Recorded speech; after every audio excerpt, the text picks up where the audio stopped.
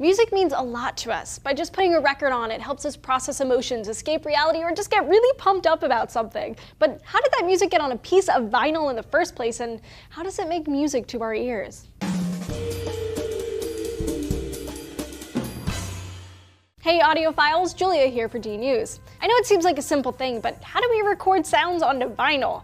How does this vibration produced in our throats get carried through the air and captured on a disc? Well, it wasn't easy. For centuries, there were attempts to transcribe sound onto paper. Back in the mid-19th century, scientists were studying how sound waves move through the air and vibrate. Inspired by studies of the inner ear, French scientist Edouard Léon Scott de Martinville tried to recreate the eardrum with the thin membrane. Attaching this membrane to a stylus or etching pen, he could trace the vibrations that hit that membrane onto a piece of paper or glass. But it took at least 20 years for anyone to realize that, hey, these 2D lines on a piece of paper, if turned into 3D grooves in something, might be able to be played back. The earliest attempts at recording the human voice go back to the 1870s, and like most inventions of that era, was developed at Thomas Edison's labs. Once we had sound waves figured out, there had to be a way to mark them down somehow and replay them later. Edison's labs came up with a cylinder covered in tin foil with a needle attached to a thin membrane called a diaphragm. As sound waves hit the diaphragm, they jiggled the needle, which etched the vibrations and movements into the cylinder. But he wasn't the only one working on it. Emil Berliner developed a similar system, but his had a hand crank that turned not a cylinder,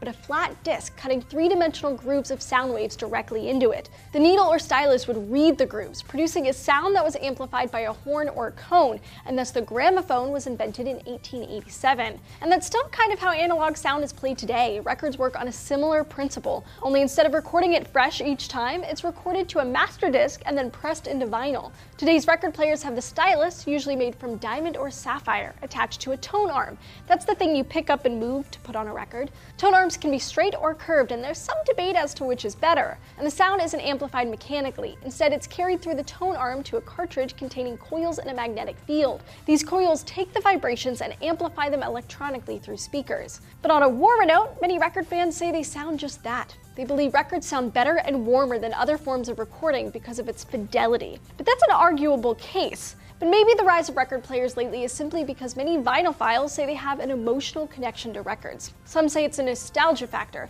Others like that records are so tangible, they're something that you can really see and feel. Maybe it's the appeal of the ritual, the taking off the jacket, placing the record on the table, and finally getting the stylus literally in the groove. So while some might get a little down on digital recording, it can be awesome. I mean, modern scientists have even found a way to listen to those Scott de Martinville recordings using a virtual stylus. Seriously, it's really creepy. Give it a listen. There's a link down in the description below. Alright, audiophiles, it's your turn. Do you still listen to old vinyl records? Do you think it's better than digital?